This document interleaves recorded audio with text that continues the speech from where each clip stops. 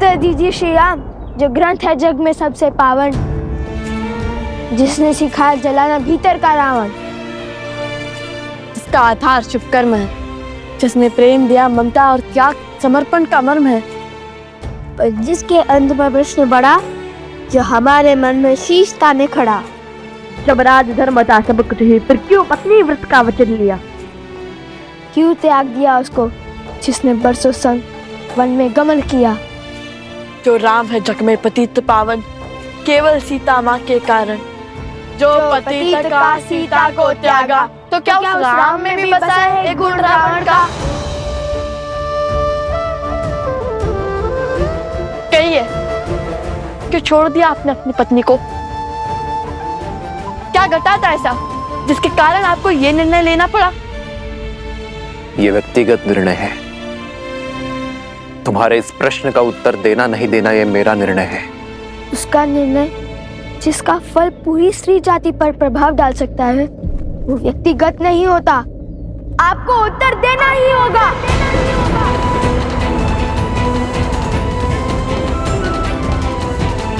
प्रश्न केवल हमारे मन में नहीं, अभी तो सदियों तक लोगों के मन में उठेंगे। सब इसका उत्तर जानना चाहेंगे। हमारे मन में जो आपकी छवि है, उसे जोड़ने का यही एक अवसर है। प्रभु श्री रामचंद्र के भाल पर ये तिलक नहीं, कलंक समान है। कलंक तो अवश्य रहेगा ये सदियों तक। इसका अर्थ ये नहीं कि आप इसका उत्तर ना दें। राजा पिता होता है प्रजा का, और इनके पुत्र मन में एक प्रश्न लेकर आए हैं, तो क्या पिता अपने पुत्रों के प्रश्नों का समाधान नहीं करेगा? ये निर्णय एक राजा और एक महारानी का था।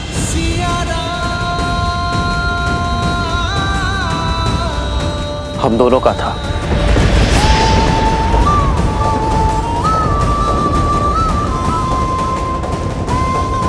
मुझे पूरा विश्वास है कि ये निर्णय केवल श्री राम का नहीं, अपितु सीता राम का है। तुमने अपना धनुष हटाकर, शीश झुकाकर मर्यादा और धर्म के अनुसार यह प्रश्न मुझसे पूछा है, और एक राजा होने के नाते ये मेरा दायित्व है कि मैं तुम्हारे प्रश्नों का उत्तर दूं। तुम दोनों जानना चाहते हो ना कि अयोध्या के भीतर क्या हुआ था? तो सुनो। सतीत्व की दुहाई देने वाली आज मुंह छिपाकर क्यों जा रही है? दशानन जैसा बलि जिसे पाना चाहे उसे छोड़ कैसे सकता है?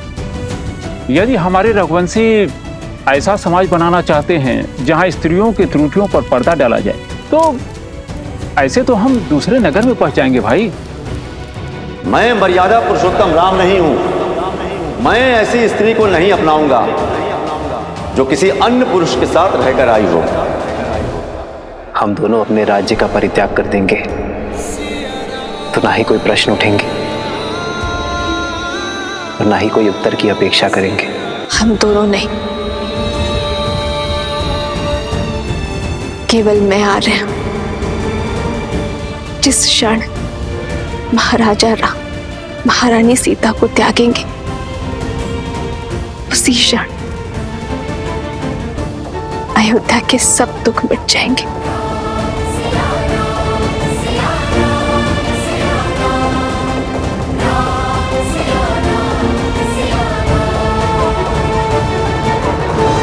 मिल गया तुम्हारे प्रश्नों का उत्तर।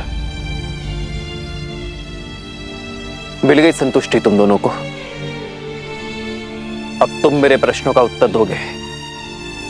क्यों किया तुम दोनों ने ये सब?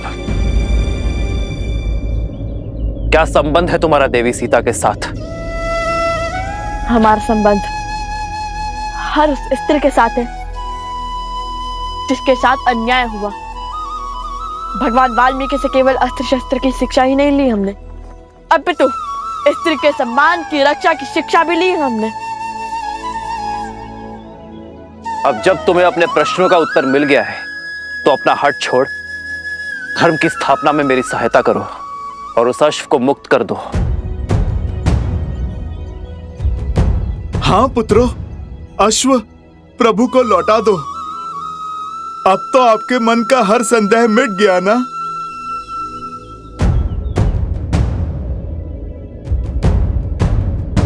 अर्थात जिस अयोध्या की प्रजा के लिए यज्ञ हो रहा है, उसी अयोध्या ने माता सीता पर लांछन लगाकर उन्हें आपसे और आपके परिवार से भिन्न कर दिया।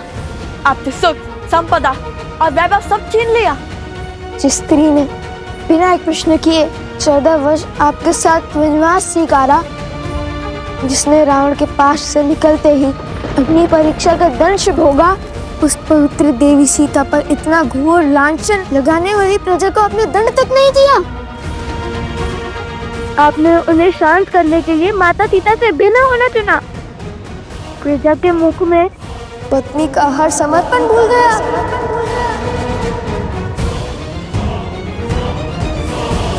एक राजा का धर्म प्रजा की रक्षा करना होता है, उनके संदेह को दंडित करना नहीं। राजा का धर्म उसकी प्रजा को उचित मार्ग पर ले जाना होता है, उन्हें अपराधी बनाना नहीं। स्वीकार लिया कि अद्भुत है चाचा राम और उनका न्याय, किंतु क्या कर्तव्य की डोर केवल अयोध्या के राजा राम से बंधी थी, माता सीता के पति से नहीं? वो वन वन भटकती फिर रही होंगी, आप महलों में रहने वाले, रथों पर चलने वाले। क्या आपको देवी सीता का दुख का आभास नहीं हुआ? लवकुश, मेरे प्रभु से बात शब्द साध कर करो। आधा ज्ञान सबसे घातक होता है। आधा ज्ञान? अरे अपनी आंखों पर से भक्ति की पट्टी हटाइए हनुमान जी। पट्टी तुम्हारी आंखों पर है। जो मैंने देखा है वो ना आपने जाना है और ना ही अयोध्या की प्रजा ने। अपना राजा होने का दायित्व निभाते हुए माता सीता के पति होने की भागीदारी से विमुख नहीं हुए हैं मेरे प्रभु श्री राम। राजवस्त्र और राज दायित्व उतारकर सदा वलकल धारण किया है मेरे प्रभु श्री राम ने। राजभोग को त्याग कर कंद मूल खाए हैं प्रभु ने।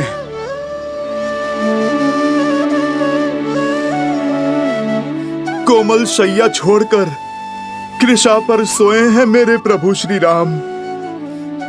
मेरे प्रभु के लिए तो ये राजवस्त्र कांटों के समान है। उनका सुख तो उसमें है जो वलकल उन्होंने 14 वर्षों तक माता सीता के साथ पहने हैं। प्रभु का सुख तो माता सीता की स्मृतियों में है। राम सिया राम जय जय राम। क्षमा करिए, हमें प्रभु श्री राम के त्याग की स्थिति का अनुमान नहीं था।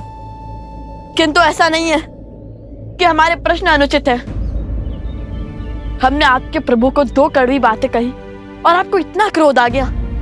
सोचिए जब हमें माता सीता के दुख की सूचना मिली होगी तब हमें कितना क्रोध आया होगा। वे वन वन अकेली फिर रही होंगी, अपनों से दूर, अपने श्री राम से भिन्न।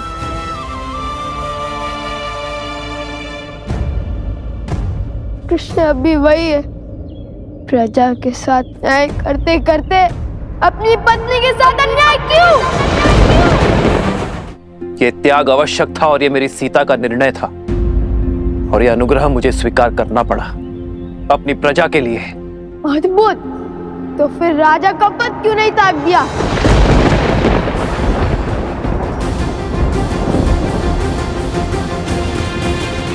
इच्छा यही थी, पर मेरी सीता ने मुझे स्मरण करवाया कि मैं उस कुल का वंशज हूं जहां प्राण देकर भी वचन निभाया जाता है और मैं अयोध्या के सिंहासन को अपनी निष्ठा का वचन दे चुका था। लवकुश, संसार में प्रकाश तब होता है जब सूर्य की किरण उससे दूर जाती है। वर्षा की बूंदें जब मेघ को त्यागती हैं तभी धरा की प्यास बुझती है। मैं उस वंश से हूं जहां महाराजा हरिश्चंद्र ने अपनी प्रजा और अपने वचन के लिए अपनी पत्नी और पुत्र तक को चांडाल को बेच दिया था। रघुकुल की रीत निभाई, किंतु आधी महाराज। मौन, मौन।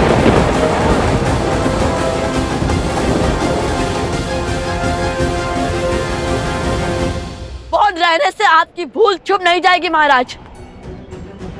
मत भूलिए कि आप उस कुल के वंशज हैं जहां महाराज दशरथ ने अपनी पत्नी के मांगे अनुचित वचन को भी निभाया, और उसमें आप भी ने उनका सहयोग किया, वो भी प्रजा के विरुद्ध जाकर, क्योंकि पत्नी भी आपकी प्रजा थी जिन्हें महाराज ने वचन दिया था। जब आपने रावण की लंका पर चढ़ाई की, इसलिए नहीं कि प्रश्न आपकी पत्नी का था, इसलिए क्योंकि ये अयोध्या की प्रजा के मान पर प्रहार था।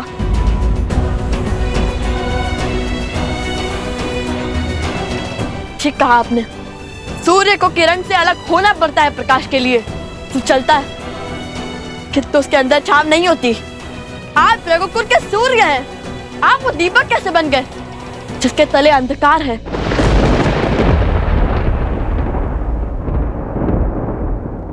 मेरी सीता का त्याग जिसने ना जाना, उसने राम को संपूर्ण जाना ही नहीं।